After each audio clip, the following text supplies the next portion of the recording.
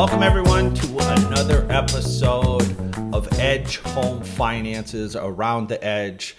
I get the honor, privilege to sit with my good friend Howard Bailey today, even though we sit next to each other all day long. This should be a fun one, as Howard has been instrumental in my growth, not only as a professional, but also as a person. Howard's been with this company for, man, if we take the 0.2, 0.3s out of some of your own personal struggles, you've been with us for, has it been about 10 years? About 10 years. Yeah. Yep. I saw on Facebook Memories the other day, we had our President's Club trip that popped up, which I think was six years ago. Yep. Which was a good time. But yeah, thanks for showing up early this morning. Yep. Thanks for having me. Thanks for sharing with our team, right? A little bit about who the man is, right? I think a lot of people, they ask me all the time, Tom, how do you handle all of this? Okay. And I always tell them, man, you haven't met my partner, you know. Yeah. And that's what you've been to me. You've been a really good. I would say, I don't like titles. So, I never know what to say for it, but you've been a true partner to me, right? You've helped me from when I have a client that I need to communicate something with, I never have to question what it is that you communicate because you and I speak the same, right? Yeah. I mean, always. So, yeah. Just lead it off with that and say thank you for being with us for as long as you have. Thank you for trusting in me. And just glad to have you on this on our episode here this morning. So, yeah, thanks for having me. So I always like to start off with the origin story, right? So people can get to learn a little bit about you. Okay. Let's just start from the beginning. Tell me where did you grow up, and end it off with kind of how you ended up in the mortgage industry. Yeah, so I'm from Chicago. It's like I always tell people, it's like my Fresh Prince of Bel-Air type story. From Chicago, my mom moved here when I was in high school to Eden Prairie High School, played sports. I really, it's been about 20 years, I think, this year, since I've been in the mortgage business. And I really got in. My parents, my mom and stepdad at the time they had bought a house, built a house. My stepfather was sick with cancer and they were losing their home. And at the time, I wanted to just know something to help her. And we weren't able to help her, but I think just from that energy, I just wanted to help people. And so fast forward to today, that's still the same vein that I try to flow in of just trying to help people and educate them and everything else in between. My man, that was the fastest origin story I think I've ever heard. I know we got a busy day ahead of us, but let me back it up and walk you through it a little. So you grew up in Chicago, so all the way from kindergarten, 12th grade?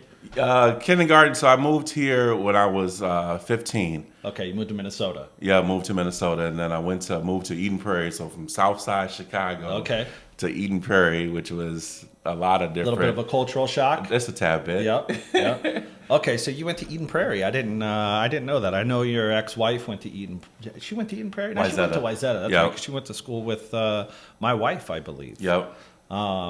So went to Eden Prairie. Did you play any sports? Played football. Did you? What position? Outside linebacker back then. Yeah. Good. Yeah, that's. I played a little bit of football as well. Played defensive end, and it's a fun sport. Good way as a youth to get the aggression out. So did you ever attend college? Yes, I went to Morehead State. Okay. Up in right by Fargo. Yep. Went there to play football. Played free safety. What division is that? D2. D2. Yeah. It was before the transition to where it's a Minnesota State school. Okay. Now. Yep. Yeah. So that was fun. Football really, I think, gave me a sense of belonging and direction and stuff like that. Yep. Especially with the transition coming from the inner city to the suburbs. Yep. So thank God for that. I still have those relationships to this day. Yeah, team sports like that, I think regardless of what it is, teaches us a lot, not only in relationships, but business as well. I mean, we operate as a team. 100%. Right? So our agents view us as part of their team. So I can see where that would make a big difference. So 4 years, 2 years, 1 year? How long? 2 years. 2 years, okay. And then I ended up finishing my degree online. Okay, good. Yeah. Good. That's so 4 years, finish your degree, 2 years and finish your degree online. What was your degree in? business administration. Okay. When I first went to school, it was in criminal justice. So I wanted to be a probation officer. Yeah. For a long time, and then I don't know, I got out of that. Yeah, I can understand that. That's a little bit of still serving people, but I think you get to touch people a little bit more in this this job. And I know how important that is to you, because you and I, besides even when you weren't with us, you and I were friends even even through those times, just checking in, see how you're doing. Yeah. So after college, right? Did you get right into the mortgage game? Or No, so I kind of went through a transition where I really wanted to kind of still be in social services. I was volunteering, reading to inner city children in North Minneapolis. I ended up taking on a job where I was a youth, after school youth program director for a little bit. People would say like, hey, I think you should do sales, try sales. So I sold cars initially, and that was a grind, you know, but I think it kind of gives you like that tough skin, you know, that immediate no, you're, hitting the pavement and stuff like that. And so I did that right before I got into mortgages. Okay. Yeah. What was your first mortgage job? So I worked for a company, Jones Marketing Group, my friend Paul Jones. It was kind of it was a startup mortgage company at the time, you know, where you're just kind of calling your warm leads. Broker. Okay. Yep. And so started off in the broker world, 2003. Yep. So, In Minnesota? yeah, they were based out of in Eagan. Okay. Eagan, Minnesota. So 2003, you stayed at Jones Marketing, and then give me the walkthrough on. Yeah, so I was there for about 2 years, and then I went over to a company, Homes Unlimited, which was a broker as well too, and did that up until really when things started to hit the fan. 2007, 2008? Yep, and moved to San Diego randomly. Okay. I was like a year married. We flipped a coin. It was either New York or California. And I'm like, I don't care. We could do loans wherever at that time. And we went out there. I remember being poolside and a loan, New Century Mortgage, that was supposed to close. They ran out of money. You know, man. those As I I just times. moved across country or whatever. So I remember that as well. It was a scary feeling when, like you said, the loan's clear to close. You did your job. Yeah. And then all of a sudden, sorry, we're halting all fundings because we don't have any money. yeah, it's still unreal, you know. And so from there, I transitioned into banking. I was a personal business banker for Citibank. Okay, in California? In San Diego, yeah. Okay, and that was right during the collapse then? Correct. Okay. Yeah. So what were you, a personal banker? Similar, because we had Andy Trino last week. He was kind of in the same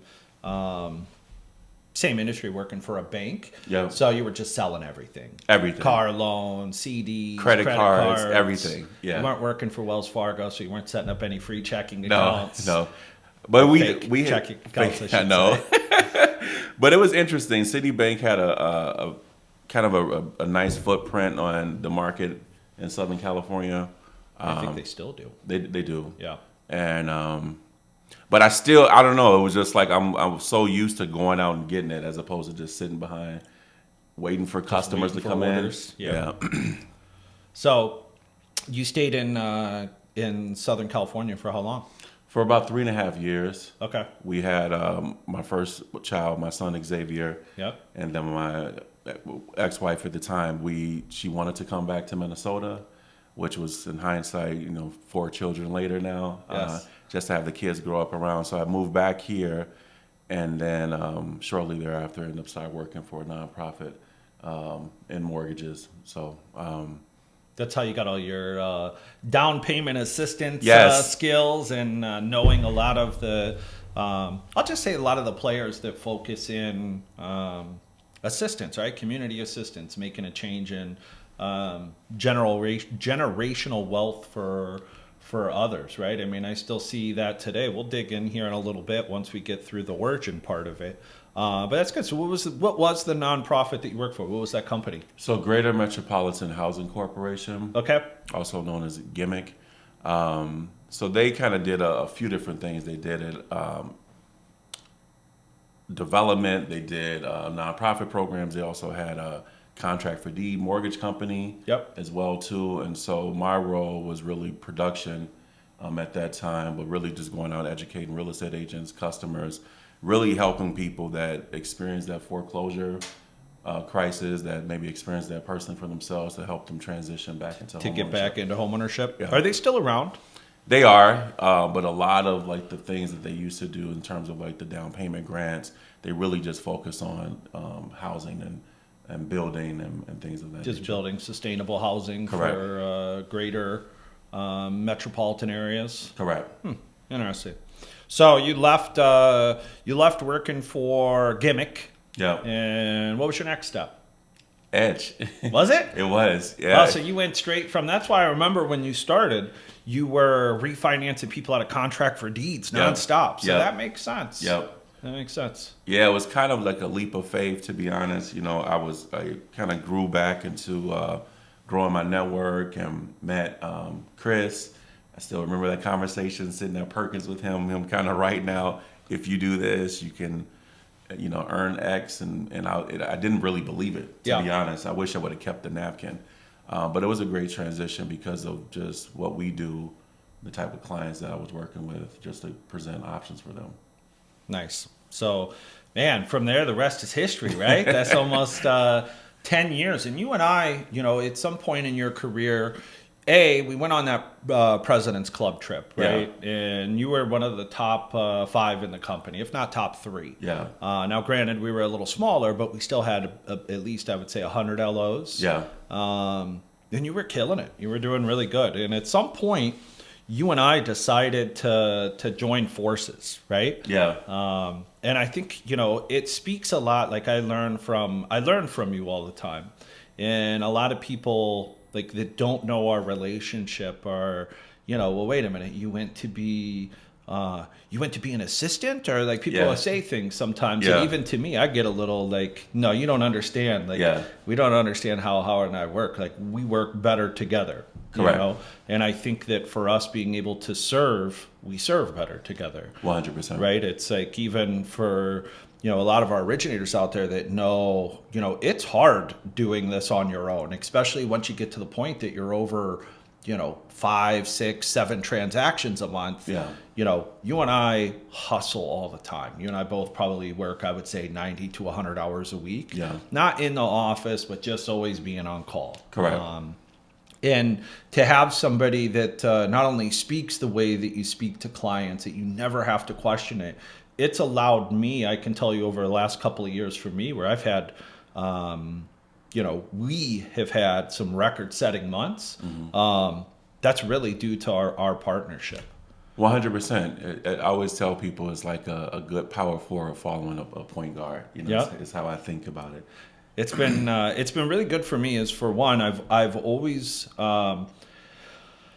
I've wanted to do, I want to say more in the fact of not doing more business, but doing more to help people. Yeah. And I think that's where you've helped open some doors for me, and even entering some, I don't want to say neighborhoods, but entering different areas where people will actually, we can have that conversation of what does it mean to change the trajectory of somebody's life that never even would think of buying a home. I can tell you, for you and I, we've sat with clients in our office here that never thought they'd be able to buy a home. Yeah. When I look back and think of our client Manny Hall, for example, right? Even he, to the day he closed, was like, I didn't think it was going to happen. Yeah. Right. And now we've helped not only him, we've helped his girlfriend, we've helped his fiance, or if he's married now, but helped then him buy another house and just continuing to create success stories. It's been really amazing. So you're still plugged in with a lot of the people that you met from back at Gimmick, right? 100%. A lot of the nonprofits, they're smaller agencies. They don't advertise their programs. They're overworked, underpaid, but they have the tools and resources for a lot of like the clients that you just talked about to really kill that disparity gap that Minnesota struggles with. Yes. For minority home ownership. So I'm thankful for those relationships and that we have opened the doors for so many of even our originators here that weren't aware. Yeah, I wasn't aware. These programs existed, so it's great. It's Minnesota's one of the we're one of the states that have the highest disparity gap, A, but then B, we're one of the states that have the most resources Yes. to kill the disparity gap. And so that's kind of the mission that we've taken to where how do we get these goods to people, because we're fortunate and blessed to be in a state that has so many different opportunities for people. They just don't know about it. Yep. Yeah. It's crazy to me the doors that you've shown me with even a lot of these opportunities that I didn't know about. Like we know, we'll know of like a down payment assistance program with EPM, or the ones that are publicly pushed out. Yeah. But you have like a laundry list of them, right? It's like Yeah. I almost hate to share it sometimes, because everybody will start calling Yeah. and they're like, hey, Yeah. what can we do here? What can we do here? And I know you're like me. I like to help people. Like Yeah. at the end of the day, money is the byproduct of success. And, I defined what my success was on a podcast I had with a gentleman, I don't know, a couple of weeks ago. In your opinion, like, what is success to you? Success to me is really taking everything that God has given you and giving it away and multiplying it into the lives of others. And you see it manifest. If I have knowledge, for example, of programs that can help people, and I'll hear my coworkers just talking out loud about struggles that they may have, and I have that knowledge and I don't share that knowledge to make their lives better, so then their reach is wider and stronger, then I'm not successful. But if I can help them help more people, that's leverage on the mission that I want to do. It's really just giving away what you have, and it comes back, over Definitely and over does. again. Yeah. Giver's gain is what, I would say I was introduced to that concept through BNI, but it's like, it flows through everything in life, right? Yeah. Whether it's even, I'll say church, whether it's giving your time to, you do a lot for others all the time. For one, you're actively, going through a divorce in itself is hard, but having 4 kids at the same time, it's been cool for you and I, is because there's days that you're taking off at 2:00. Yeah. And I'm like, Howard, man, where you going? Man, I got to run my kid. Like, it's always, you put your family first, right? And I, as much as I sometimes like poke you a little bit about like, man, you taking off early today? You know? But it's, you have your priorities straight, right? Yeah. And I think, I have to say, for the 10 plus years that I've known you, I see you in a better place right now than I think that I've probably ever seen you. Right? Yeah. At least inside. Like on the outside, sometimes I think you've maybe looked better. That Jose might even agree with that one, but that's probably for both of us. But you're staying in the moment, right? Yeah. Like you're doing the work right now to keep you as a servant, right? As a servant to the people that we serve, as a servant to your family. Yeah. What do you attribute that to? Why do you think right now, what are you doing to not only stay in the good where you're at, but continuing to grow? I think, when you've kind of gone through like different things in life where you've maybe had an excess, and then you don't, and then you realize like things are so like it can go so quickly. The one thing that never changes is the love of my children, their love for me, being able to co-parent with my ex-wife. That's, you can't put a value on that. Like you can't, I can make a bunch of money, I can not make a bunch of money, but they're still there. Like that doesn't change, Yeah.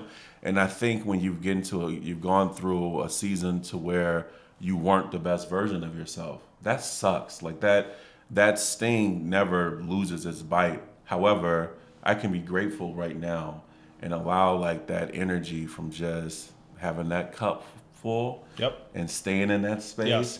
And then the byproduct is like you just said, money and everything else comes. That's the fruit of doing good things, you know? And so I try to just stay, not allow my ego to get the best of me. Yes. It's I don't think you can be a salesperson and not be cocky, but it's a different type of cockiness now. Like it's a confidence of I'm doing the right things. I'm around good people. God's going to bless that. It's not Howard, it's Howard's being used, but it's not Howard's the man. Even though you feel like that sometimes, that's natural, but just staying in that headspace. Like it. Yeah. You're being used as a vessel to do good, and you see it that way. Yeah. So, good. Well, I can't tell you how proud I am to call you a friend and to partner with you. I think the struggles you've went through with you and I, with our business, with everything that we're doing, you always persevere and you're always looking to help somebody else, right? Yeah. And I admire you for that. So, so right now, today's April 14th, March 14th. I should know that because it's my wedding anniversary today. Which is exciting, a 14-year wedding anniversary. Nice. So, Isn't it? huh? Isn't it the No, today's the 14th. Sure better be, or I'm really in the doghouse today. Yep, 14th. It is the 14th. We're good. I think it's called the golden anniversary when it falls on. So it's the 14th wedding anniversary and the 14th day. So excited about that tonight. So let's talk about what the future holds for you. Okay. Right? Where do you see yourself in 10 years from today or 5 years? Like, give me the walk of to me, I think it's important, right? I think even a pilot, they're going to set their where they're heading. I'm going to LA from here, right? Yeah. They're going to set their point of where they're heading, and you're always going to have a little variance even with an airplane. Where do you see yourself going, or what does the next 10 years look like for you as far as what you want to accomplish, like what goals you have, what you want to do? And I know these are tough questions sometimes just to throw at people. But take me along that ride. What does that look like for you? It's really the same thing that I'm doing now, just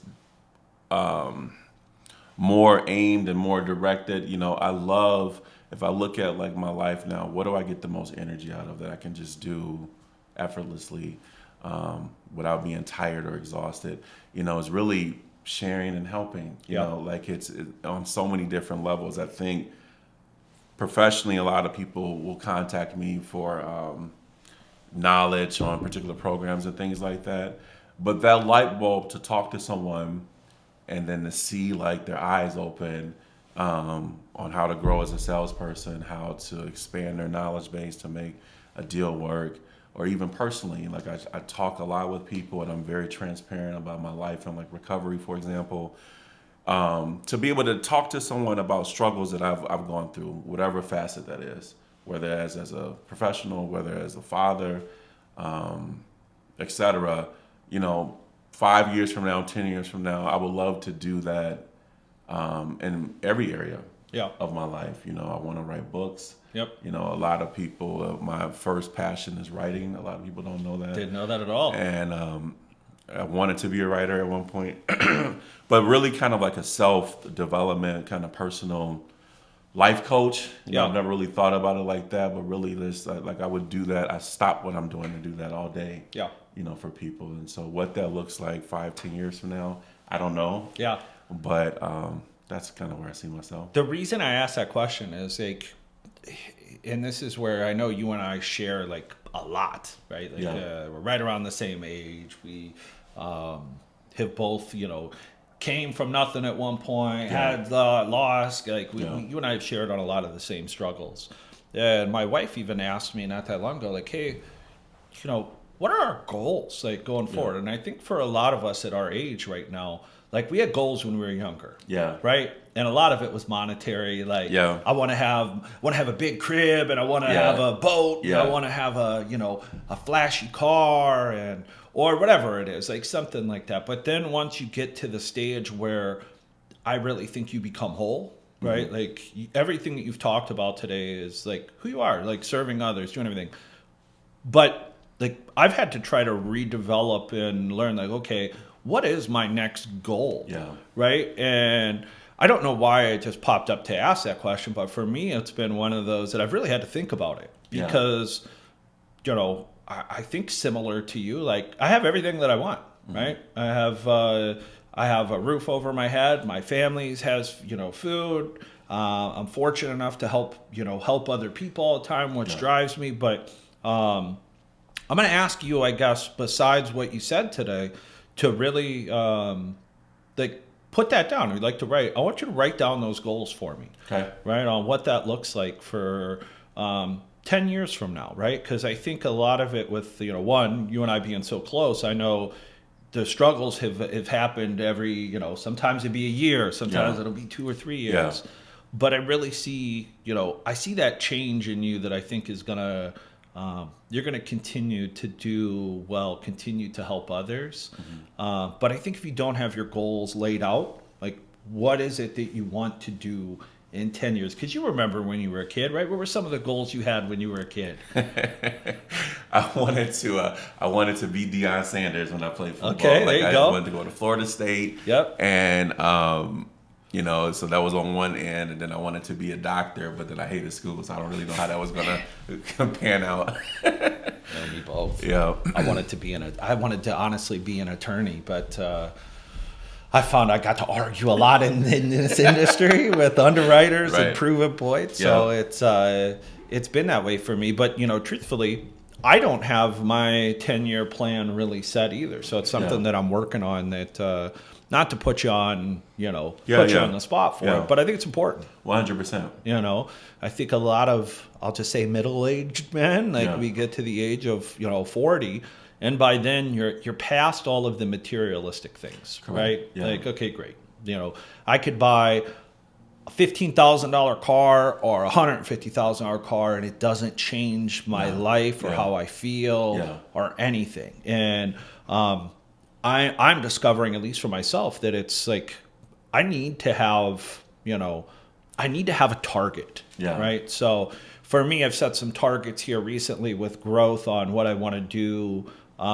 Continue to do with our team at Edge, but also personally, I'm working on those goals. Like, what does that mean for me? Where do I want to be in 10 years as a person? Because if you're not growing, you're dying, right? So, I look forward to hearing that part, what it looks like 10 years, and I hope that it's with us still, because I love working with you. I think the energy that you bring is matched. The hustle that you put in is something that can't be taught. The care for serving others.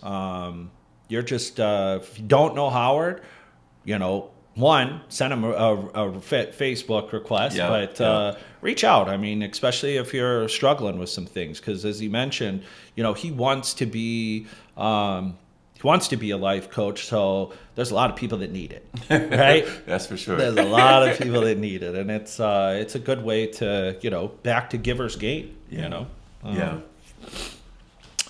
All right, so let's talk one last topic before we close out today. Okay. Professionally, Okay. what are your goals for 2023? And we're about through first quarter. Yes. Right? And I think between, for you and I, we've served roughly 30 families so far for the year. It doesn't need to be a unit number or a dollar amount, although it can be. Yeah. What do you want to see us accomplish in 2023? Okay.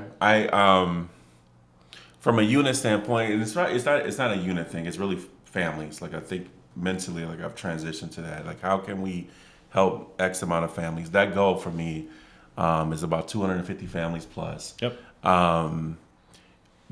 From a professional standpoint, I would love to see our whole team hit that plateau financially, like 6 figures. I want everybody on our team to earn 6 figures, and I think being on the front line, you don't really think sometimes like your actions, your efforts, the domino effect that has on other people, but we have a lot of people that are in support roles.